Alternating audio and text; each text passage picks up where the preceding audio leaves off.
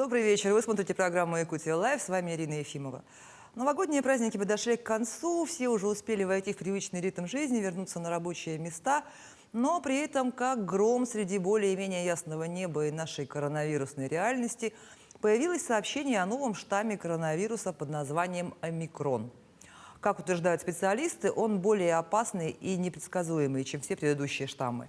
Многие напрямую связывают резкий рост количества заболевших в последние дни с появлением в нашей республике нового штамма. Так ли это на самом деле? Откуда появляются новые вирусы? Как уберечь свое здоровье и здоровье близких?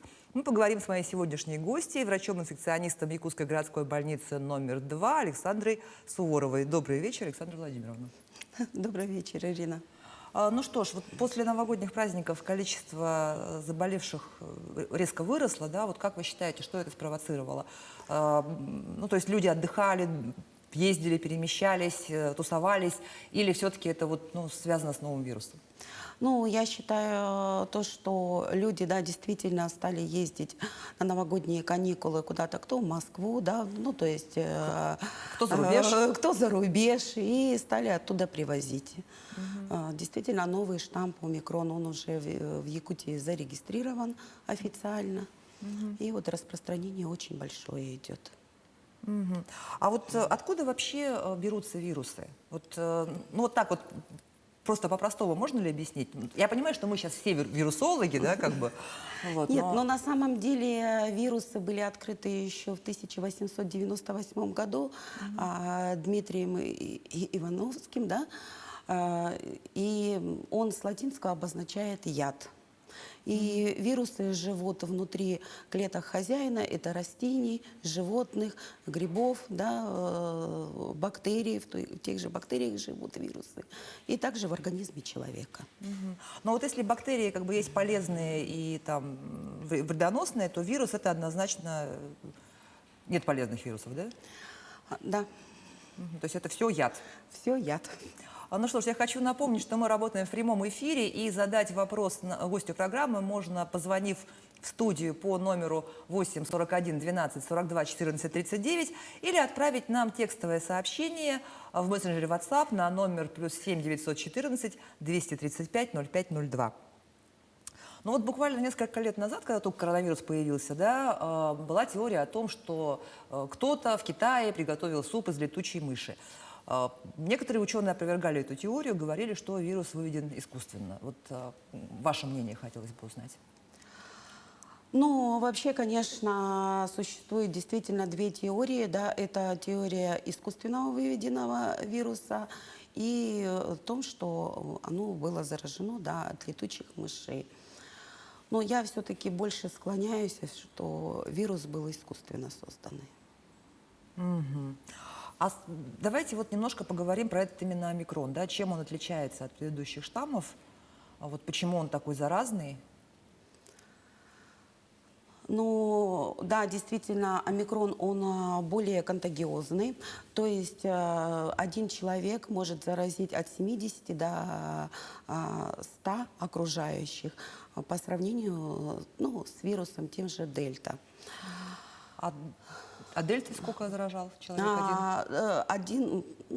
Один человек мог заразить от 3 до 5 человек. От 3 до 5, а тут Да. от 70 до 100 От получается. 70 до 100, да. То есть получается, если в помещении, допустим, ну, в автобусе или там где-то, да, чихнул человек с дельтой, заразились там 2 человека из 10, да, грубо говоря. Да. А если чихнул человек с омикроном, то все заболеют? Практически все заболеют. Это тоже зависит от иммунной системы человека, да, и как человек защищен. Если человек был без маски, конечно, он заболеет. Вот, кстати, про маски. Действительно ли они спасают, или это все-таки больше такое психологическое?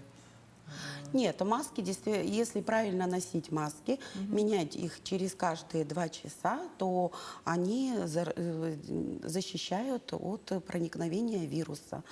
То есть у вас закрыта носоглотка, и вирус уже туда не проникает. То есть главное ее носить не на подбородке, да, не на ушах? подбородке, а носить правильно, закрывать нос, рот.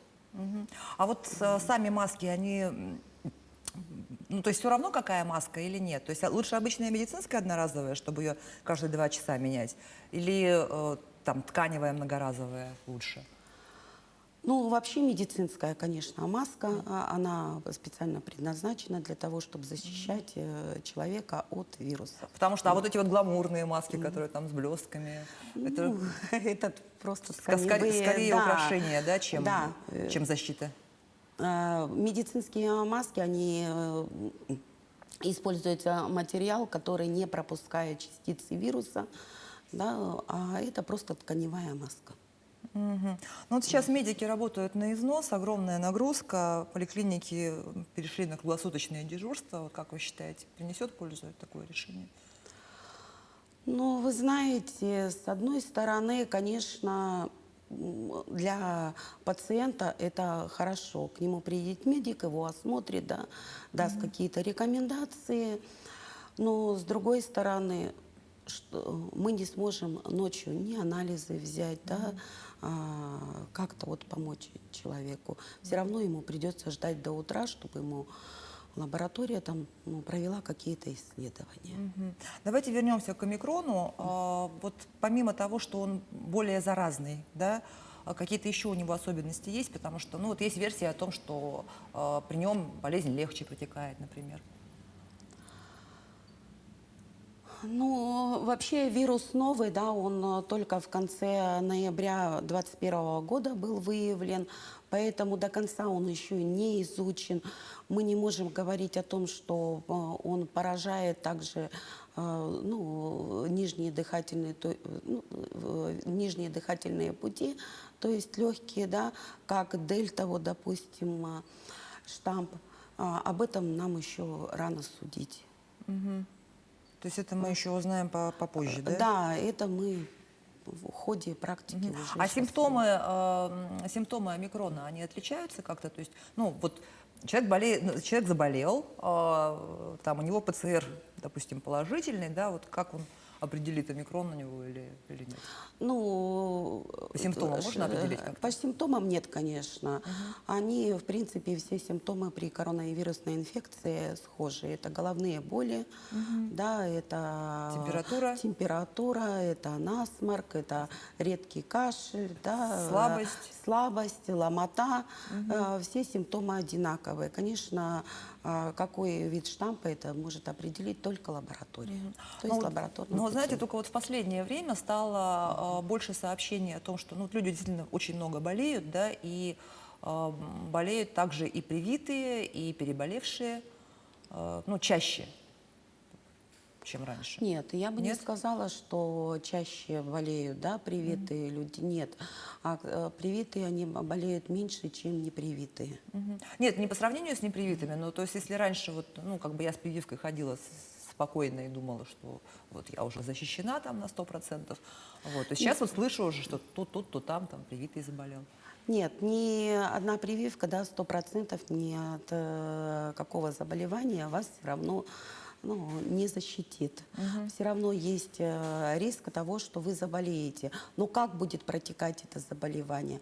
Если непривитые, они болеют более тяжело, и у них бурно развивается, да, заболевание, то непривитые, привитые, то есть люди, у них просто может быть и головная боль, да, вот пару дней голова поболела и все. То есть у них нету таких осложнений, нету пневмоний. А правда ли, что омикрон, он не такой смертельный, как предыдущие штаммы? Ну, пока, вот я говорю, он только пришел сюда, мы судить не можем, действительно это так или нет. А почему вообще вирусы мутируют? Ну, как объяснить это ненаучными словами, да?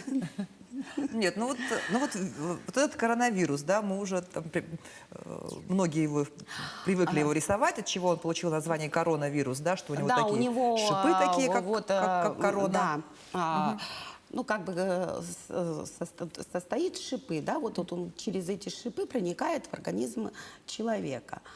И вот где-то на каком-то этапе, ну, зависит от тех же лекарственных препаратов, да, происходит перестройка генного аппарата вируса и, то есть, мутации. Ну, то есть он как? Он изменяется внешне? Там у Он него и- шипов нет, больше делается? или нет, он что, просто Что с ним происходит? Вот в этих шипах состоит геномный аппарат, да, спайс белок. Или S-белок его, да, в простонародье называют. И вот он перестраивается, там одна частица какая-то переходит в другую частицу, и за счет этого вот происходит мутация. То есть за счет геномного аппарата. И, ну что ж, получается, только вот мы вздохнули, только мы вроде бы вот новый штамм. То есть это никогда не кончится? Он будет продолжать мутировать или? Нет, почему? Если сейчас люди все-таки начнут больше прививаться, да, вакцинироваться и ревакцинироваться, что самое важное, да, в этом, и пойдет иммунная прослойка населения, ну, я думаю, что мы все-таки победим его. Ну и вот это вот резкое количество заболевших, рост количества заболевших, которые вот в последние дни в республике, это все-таки связано с омикроном, да, как вы считаете? Да. Я считаю, что это связано с омикроном. А вот анализы существующие, они позволяют определить, какой именно штамм? Или мы не делаем таких? Ну, то есть нет у нас статистики, сколько омикроном болеет, сколько нет? Ну, вообще, это мы все анализы, да, отправляем в Центр гигиены и эпидемиологии в нашей, да, а они уже там определяют, какой именно штамм циркулирует.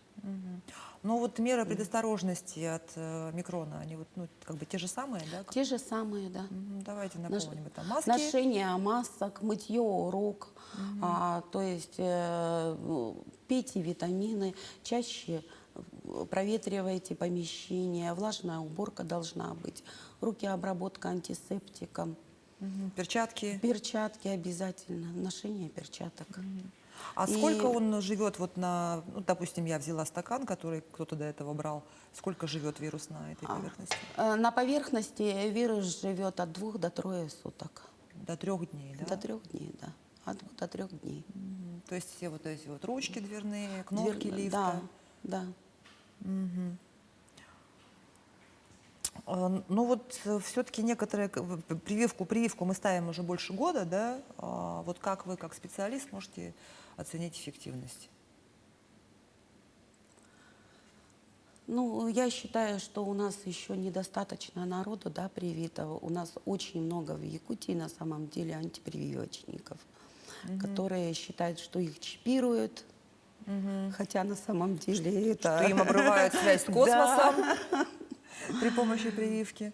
Да, и если бы у нас было хотя бы 90%, 95% привитых, то такого бы заболевания, роста заболеваемости не было. То есть те, кто сейчас болеют, это в основном непривитые Да, люди? в основном непривитые люди болеют. Но, знаете, с таким вот ростом, как в последнее время, мне кажется, вот эти непривитые, прям они уже очень быстро все переболеют и получат тоже иммунитет таким образом. Ну, иммунитет его надо будет закрепить. То есть после перенесенного заболевания им все равно нужно будет привиться, чтобы закрепить иммунитет к коронавирусной инфекции. Так, нет, подождите, вот человек переболел, у него появляются там, Вырабатываются антитела. Но антитела, они у него будут в течение 6 месяцев от 3 до 6 месяцев сохраняться. И чтобы не заболеть по новой, ему нужно будет пройти ревакцинацию, получить как бы еще дозу антител, чтобы уже появился иммунный ответ на заболевание. А вот срок вакцинации, срок этого QR-кода, да, он год. Но говорят о том, что через полгода нужно пройти ревакцинацию. Вот как по-вашему? Действительно нужно это? Это нужно. Это нужно. Я бы действительно на месте правительства сократила срок действия QR-кода не на год, а на полгода. То есть, Может быть, тогда бы люди пошли бы вакцинироваться. Так, и у нас вроде бы есть звонок, да? Алло, здравствуйте, мы вас слушаем. Здравствуйте, мы вас слушаем, вы в прямом эфире. Алло.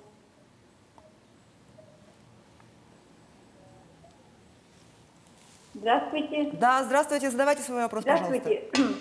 Ага, просто Татьяна Владимировна, вот, я сижу, слушаю вашу передачу, да? Вот. И там это, слышно меня, да? Слышно, Хорошо слышно. слышно меня? Здравствуйте, здравствуйте. Просто Татьяна Владимировна, город Якутск, да? Вот что-то там на вопрос не ответили, который, почему, допустим, поступает ведь ночью, да, человек, и нельзя взять анализы какие-то, если что-то там. Это первый вопрос. Во-вторых, знаете, почему люди боятся прививаться? Потому что много сопутствующих, много осложнений. Я сама сделала вторую вакцину, и с Божьей помощью осталась жива. У меня такие последствия сейчас вообще идут. Понимаете, нет? Вот. По эндокрину, по иммунной системе все у меня поражено. Поэтому вот люди боятся. Надо как-то, знаете что, как-то сначала проверить людей, как-то, да? Я тоже пришла и попросила на анализы. Мне сказали, нет, хорошо, это лучше будет. Я говорю, у меня же такое эндокринное заболевание, говорю. Вот. Мне ничего еще лучше будет. Вы знаете, как у меня было? Это один Бог знает, что у меня было. Вот это вот все. Вот я думаю, как-то бы серьезнее как-то подойти, тогда люди будут уже не бояться ничего, смело идти, когда будут видеть, что врачи заинтересованы, проверят здоровье, там все, да, пройти анализы все. Потом уже, если это возможно, человек прививается, нет, что-то надо, какое-то лечение. Спасибо. Спасибо, я жду ответа. Ну что ж, вот длинный такой спич. Что, как вы прокомментируете? Ну, вообще, прежде чем ставить любую вакцину, да, человека все-таки проверяют. То есть его осматривает врач, он заполняет анкету, он пишет, какие там у него заболевания. И ни один врач, если человек болеет, да, каким-то серьезным заболеванием, он ему никогда не поставит вакцину, наоборот, отправит на дообследование. Ну, вопрос был, собственно, в том, почему невнимательно отнеслись к эндокринному заболеванию имеющегося у человека. Какие вообще вот, противопоказания конкретные? Ну, вообще противопоказания, да, как и у любой другой вакцины, это тяжелые аллергические реакции, это беременность до 24 недель, да, и также обострение хронических инфекционных и неинфекционных заболеваний. Ну и тяжелые заболевания, типа онкологические заболевания, да? Если человек не находится на химиотерапии, то и онкологические пациенты, они тоже получают вакцину. Тоже могут вакцинироваться. Да, тоже могут вакцинироваться. Я говорю, и еще раз повторяюсь, если они не находятся на химиотерапии. И у нас есть еще один звонок. Алло, здравствуйте. Добрый вечер. У меня вот такой вопрос. Сейчас по Якутии 76% привитых и плюс переболевшие.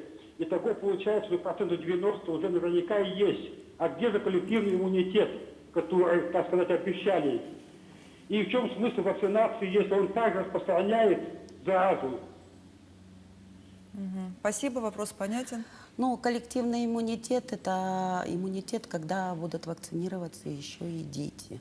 Не только взрослое население, но и детское население. Взять тот же натуральную оспу, да, почему мы ее победили? Потому что прививали наших бабушек, потом родителей, и затем нас прививали, и так мы победили натуральную оспу. Также и с коронавирусной инфекцией. Если привьемся мы, привьются наши дети, привьются наши внуки, и мы победим эту инфекцию. Ну вот, кстати, как раз это вот был мой следующий вопрос про коронавирус у детей. Раньше было мнение, что дети переносят легче, чем взрослые, бессимптомно болеют, но, к сожалению, стали появляться потом новости о том, что дети и болеют тяжело, и умирают тоже порой. Вот в чем может быть причина? Ну, смертность от коронавирусной инфекции среди детей Ну, зарегистрированы единичные случаи. Это запущенные случаи, когда родители не обращались за медицинской помощью. А так дети действительно они более легко переносят, чем взрослые. Потому что у них иммунитет лучше? Да, у детей. Мгм. А вот что вы думаете по поводу того, чтобы вот прививки детям ставить? Сейчас уже появились новости о том, что с 12 лет вроде бы как Я за. вы за. Ну, я за. Вы бы своих детей, своего ребенка сразу привью, как только появится. как только появится. Ну и дети ведь чаще переносят, да? Да, дети чаще являются распространителем, потому что они общаются между собой друг другом, да, ну, соответственно, они не соблюдают гигиену, да, где-то там потер нос, поздоровался, там за мячики, ну, также на физкультуре, там они одним мячом, да, кто-то чихнул, и поэтому среди детей, конечно, заболеваемость выше. А За счет кто этого. вообще, вот, как вы считаете, основной распространитель инфекции? То есть это взрослые, которые ходят на работу, или подростки, которые тусуются? Вот. Ну, это наши несознательные взрослые люди, которые действительно не сидят дома. Вот я сама, да, езжу на вызова, сама работаю в эпидбригаде, приезжаешь к положительному пациенту, а его дома нету. А он ходит то в магазин, то еще куда-нибудь пошел. При этом он уже знает, что он Он положительный. знает, да. Причем, когда мы приезжаем на вызов, мы всегда пациента информируем о том, что он это ведет к уголовной ответственности, и все равно наши граждане это не соблюдают. Нам приходится писать донесение в Роспотребнадзор, ну, соответственно, уже Роспотребнадзор пишет. Ну, принимают меры Меры, соответствующие. да. А вот когда только появилась эта инфекция, ну вот год назад, да, в марте, там, в апреле, выезжали прям в костюмах космонавтов просто вот врачи. А сейчас вы как? Тоже Сейчас также. так же, Так тоже, же, да, да. в таких же В костюмах? таких же костюмах ездим. Также обрабатываемся, также запечатываемся. И кто вот, ну, среднестатистический больной, вот это кто? Ну, это пациенты все-таки более молодого возраста, да, это где-то 30-45, вот так лет, ну, чаще всего. И они чаще всего распространяют, конечно, инфекцию, заражают своих, зная о том, что вот, допустим, да, вот у них заболел ребенок, они уже контактны. При этом они идут в гости к своим более пожилым родителям. Зачем, спрашивается? Ну, столько уже 2 года говорится, да, об этой инфекции. Вы знаете, что у вас ребенок положительный, вы уже прямой контакт. Зачем вы идете к своим пожилым родителям? Ну, позвоните вы им, поговорите, да, если вы там переживаете за них. Но вы же их заражаете. А правда, что вот человек может сам не болеть, но инфекцию переносить? Да, есть. Потому Это что- называется бессимптомное носительство. Потому что, ну, я понимаю примерно логику этих людей, да, но ребенок заболел, но я себя чувствую нормально, у меня симптомов никаких нет, значит, я здоров, значит, я могу. А на самом деле он может быть бессимптомным носителем. То есть у него, ну, не проявляются симптомы заболевания, но в то же время сам вирус в нем живет.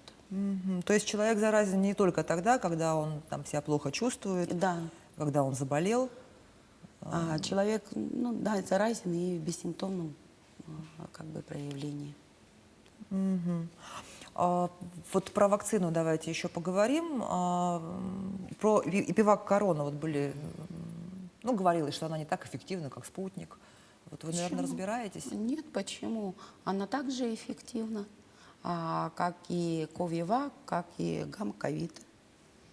То есть у нас сейчас, ну, в Якутии используется 3 вида вакцины. Это спутник Ви, ну, международное название его, да, или в простонародье Гамковид Вак, Эпивак Корона и Ковивак. И у нас есть еще один звонок. Алло, здравствуйте, вы в эфире. еще поговорим.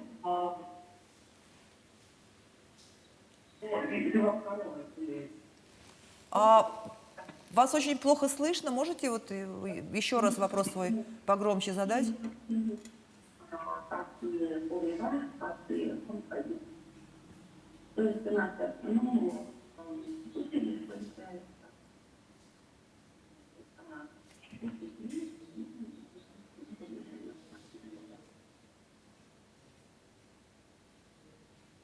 Связь плохая. Ну что ж, вот, а как вы думаете вообще, насколько долго может все вот это затянуться? Потому что, ну вот мы все думали, что вот, там месяц, два, три, ну вот мы уже больше, второй год уже живем, да, в этой... То есть закончится это когда-нибудь или нет? Или мы просто вот в этой коронавирусной реальности будем как-то привыкать, Нет, я адаптироваться, все-таки думаю, что это мутировать вместе с закончится, вирусом? и думаю, что закончится все-таки в этом году.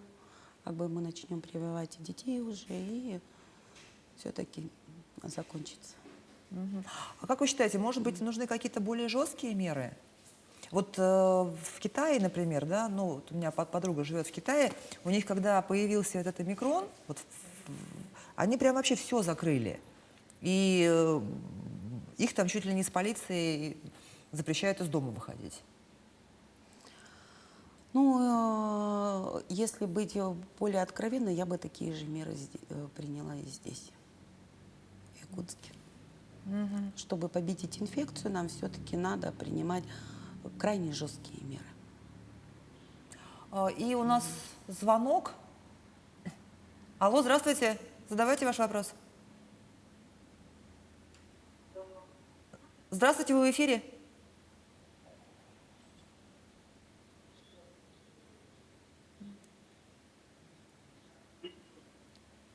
Алло. Нет, что-то у нас. Ага. Так, ну что ж, это, видимо, тот же самый зритель, у которого что-то с телефоном. Значит, все-таки жесткие меры. И, а что вы думаете по поводу вот принудительной или там обязательной поголовной вакцинации? Есть такое мнение, что нужно просто поголовно всех привить? Ну, каждый человек должен прийти сам. Осознанно все-таки к этому решению. Да, прийти.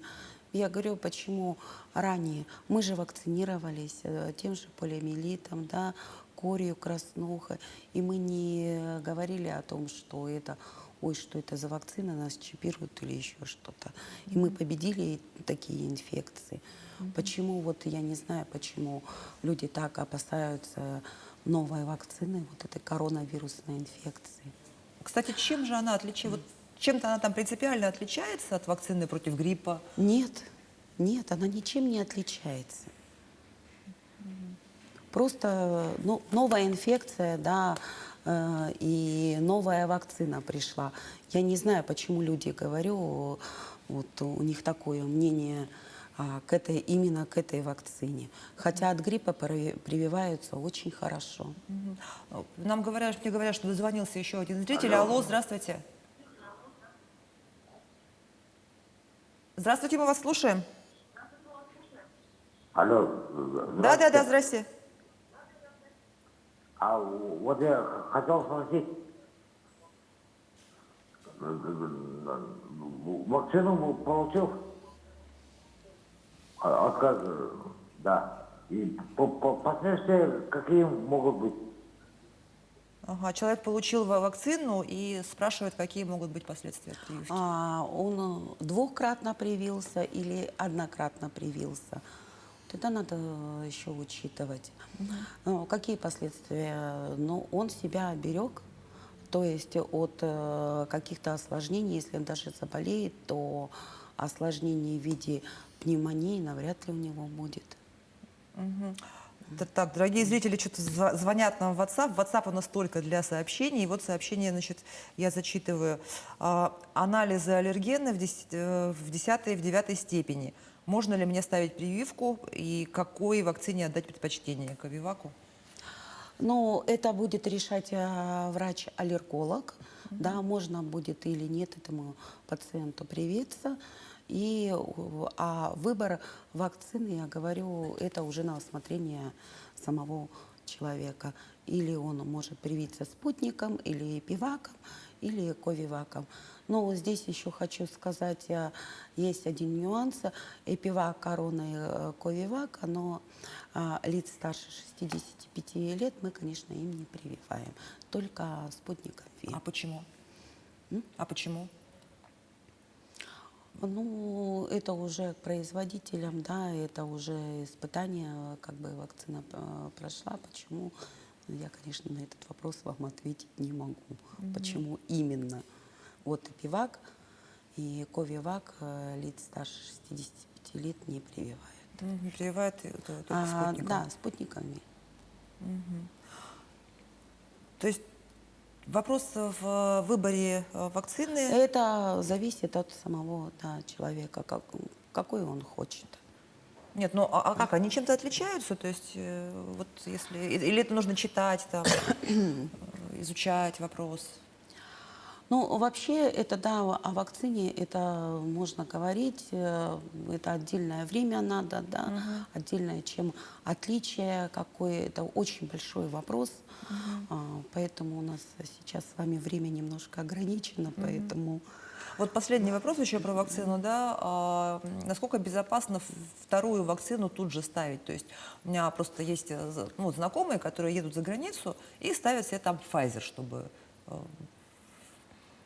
чтобы там перемещаться, да, в тех странах, где наша вакцина не признана. Почему вот насколько безопасно поверх спутника или там пивака, да, еще и...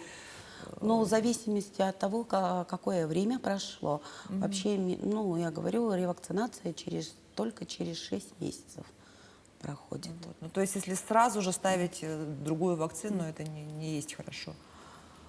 Ну, да. Там неделю назад он спутником привился и пошел и Pfizer'ом сверху бахнулся. Смысл зачем? Ну что ж, спасибо вам большое, Александра Владимировна, за то, что пришли, ответили на наши вопросы.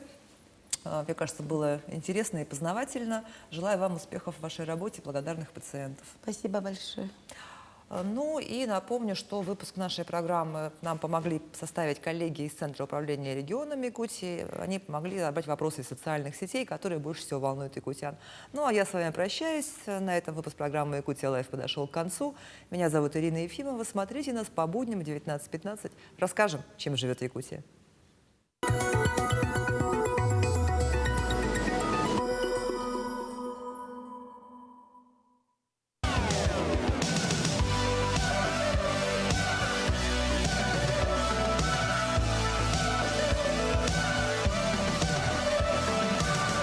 Джинса с нами теплее.